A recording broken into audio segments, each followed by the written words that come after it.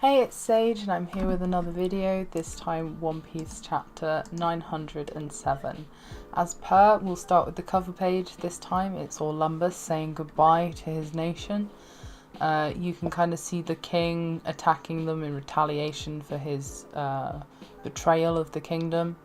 But it's a tearful departure for Orlumbus as he says thank you for everything and is grateful for what, they'd given him. And now on to the possibly favourite chapter of the year at this point, if it's not Luffy getting the large bounty and becoming a 5th emperor, it's got to be this one. I mean, purely for the amount of characters that we get to see, I just know how much I love some of the characters that are appearing in this. So we start off at Whole Cake Island.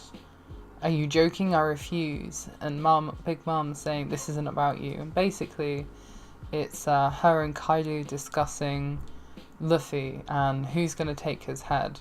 And Big Mum interestingly says, you know you owe me a huge debt, right? And Kaido's like, that's from a long time ago. It doesn't matter, it's a lifelong debt. And so there must be some kind of relationship between the two of them that we weren't previously aware of. What's even more interesting is the dialogue of, so let's get along, just like the old days, from Big Mum. So Big Mum is definitely heading over to what would appear to be Wano country, where Kaido is supposedly. And the Marines have tapped this conversation, and they hear the last part of it. And we see Momonga, which is really cool. Who's the one with the black dendamushi on his wrist. They're all in a mad panic, kind of.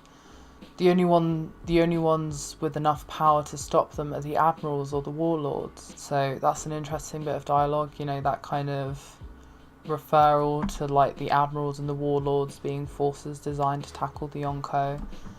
And then we see Kizaru kind of leaning into Akainu saying, shall I go, Sakazuki? And he says, wait, Borsalino, I have no idea how strong Wano country's forces are, those samurai. And obviously, because the Marines have no jurisdiction anywhere that's outside the world government, they don't have jurisdiction in Wano country. It's interesting that due to the fact that it's out of the jurisdiction, they really have no intel. So not even the CP agents are giving them intel on outside affairs of the world government. Clearly they just can't get agents in, which I found really interesting. And then we cut to Garp. Oh, anything with Garp in is just 10 out of 10 because he's just such a good character. And we see what I assume is a long leg because of the thigh tattoo Marine, and we see like this quite quirky character.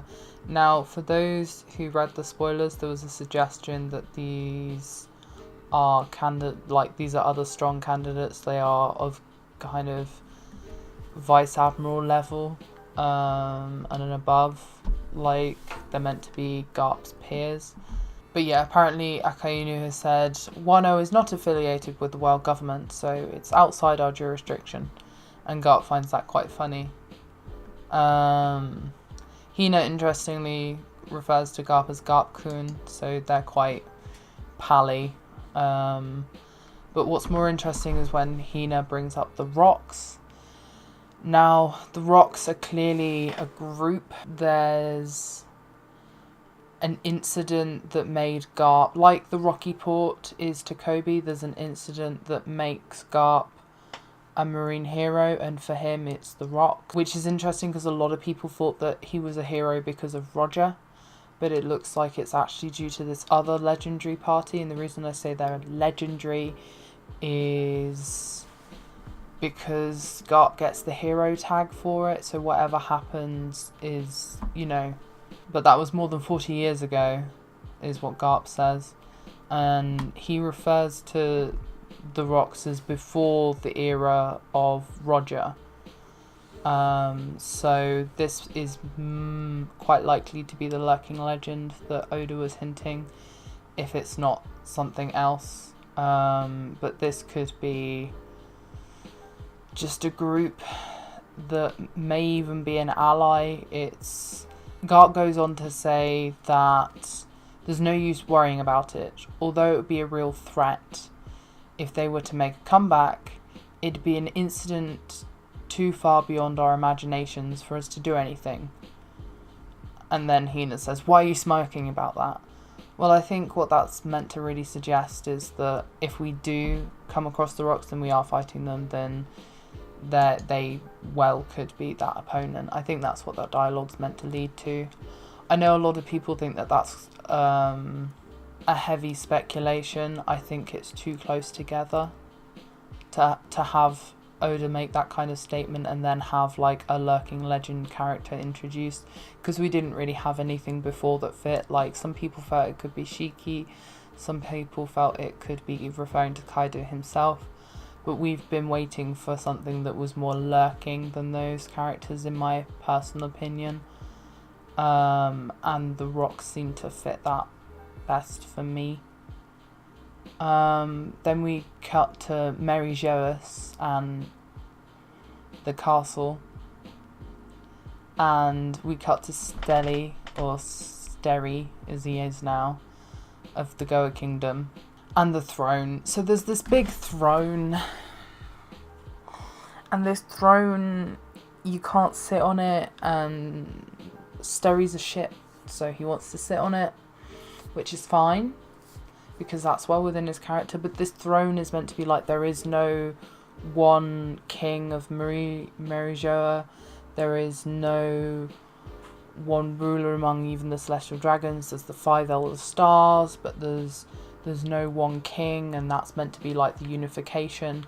And I think that's meant to be against like the ideals of the ancient kingdom, where there was one king, and maybe that's what, you know, there's meant to be this more moral, diplomatic kind of solution that the ancient kingdom didn't have and that we now do have, I guess.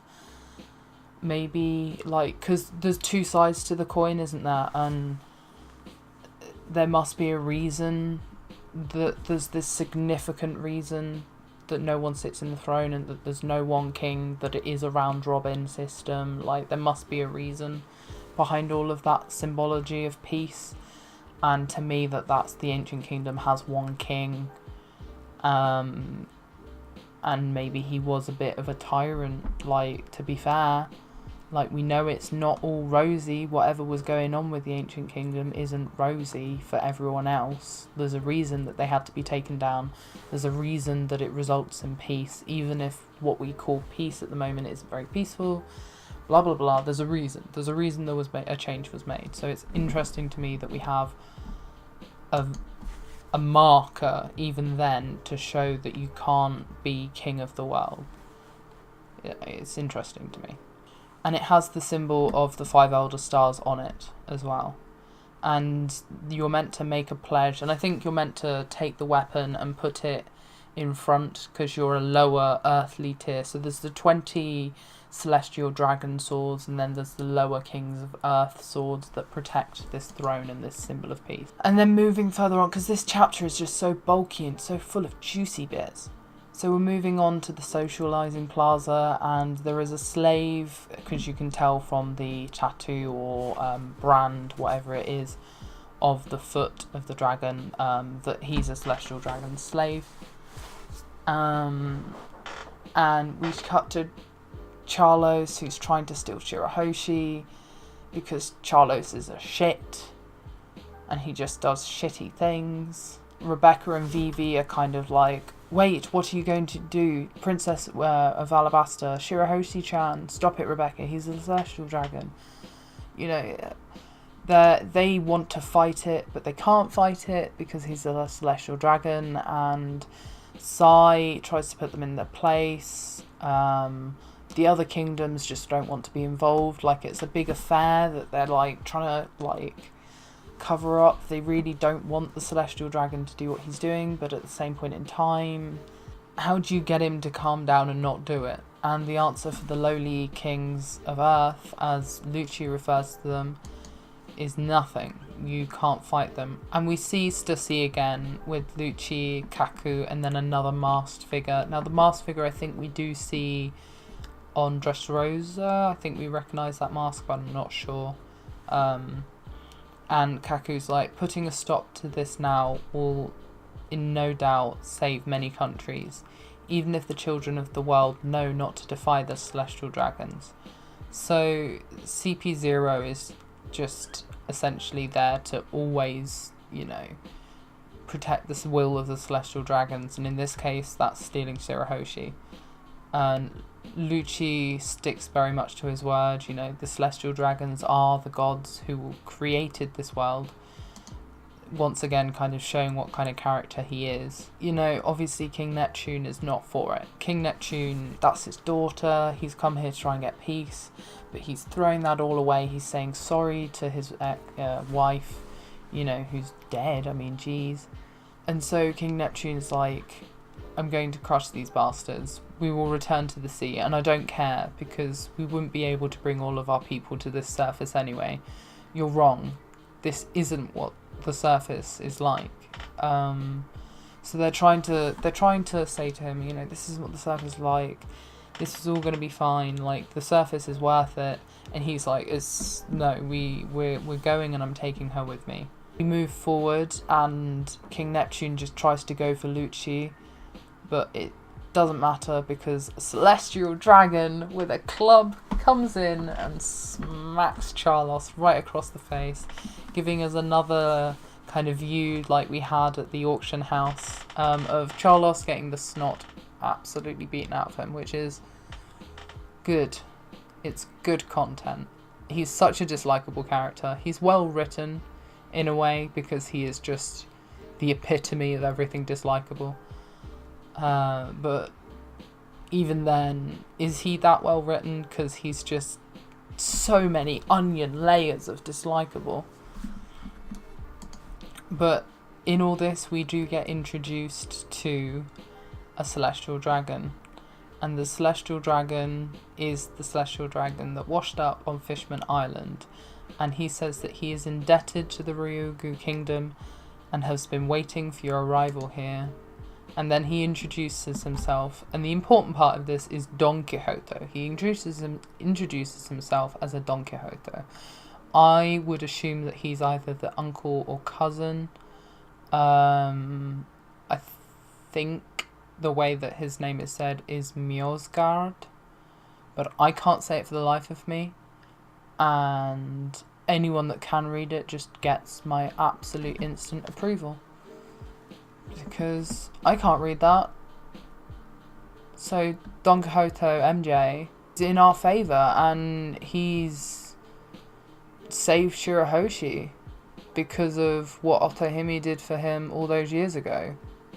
The fact that he's a Don Quixote does support that kind of question of their family, and them seeming to have ideals that go against some of the other celestial dragons' ideals. I'm interested to see more into the celestial dragons, more sides of the celestial dragons, those who are more political, like the Five Elder Stars, those who are more versed and more tolerant. I'm interested to see more on those and less on the ones like Charlos, because we already dislike the celestial dragons. I'm interested now to see the ones we will like. And then, well, we get introduced to the celestial dragons again, the Five Elder Stars, highest authority of the world, and they have like this Jedi style meeting with Shanks. And he says, I want to talk about a certain pirate. I have no idea where that's going.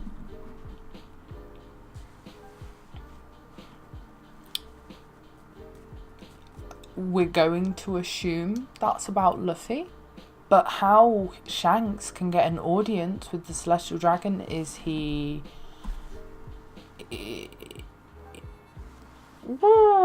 Because, like, here's my thing. Is he an ally to Luffy? Is he an ally to the world government? Is he an ally to the Marines? Because when he shows up at Marineford, they all scatter. And, you know, what is Shanks to the world government? What is the relationship between Shanks and the Five Elder Stars? what is the relationship to Shanks and Luffy? Because this all puts it in a different perspective. For him to get this audience makes almost no sense from what we've seen before of the ideals of the Five Elder Stars. So I'm very interested to see if we get to see this dialogue, and if we do, where this dialogue goes.